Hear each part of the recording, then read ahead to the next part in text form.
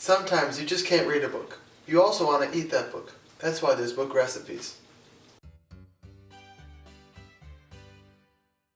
Today we'll be making an In Cold Blood smoothie, a smoothie that perfectly represents the book In Cold Blood, in particular Chapter 3 of In Cold Blood.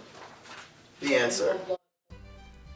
To begin, let us add 2 cups of Wheaties to represent the numerous wheat fields of Kansas in which the story takes place.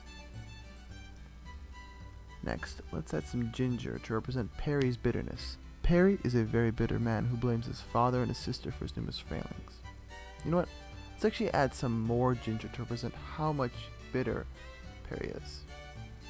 Now, let's add some milk, preferably milk that is going to expire within the next few days, as our characters are also going to expire. Next, let's pour some of that milk into the concoction that we are already making, because if not, then the liquidity necessary to be considered a smoothie will not arrive. Keep on pouring. Next, we're going to add some donuts to represent the cops assigned to catch the clutter murderers. Now, does it really matter that they are not actually cops, but KBI agents? No, it does not, because Truman Capote was not concerned with historical accuracy, and nor should you be. Next, you should add a food that betrayed you. In my case, it is butter, since when I was a young child, I bit into butter, expecting it to be ice cream, but it was not. It was very traumatizing for me.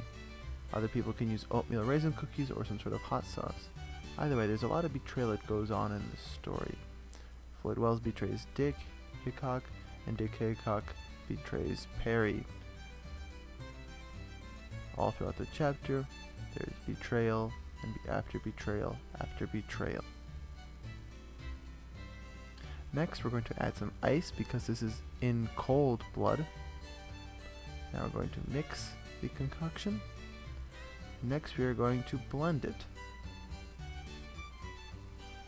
Once you are finished blending your smoothie, pour the smoothie into a cup. You can drink this drink at numerous occasions, including in cold blood social gatherings. You can also add some rocks to your drink.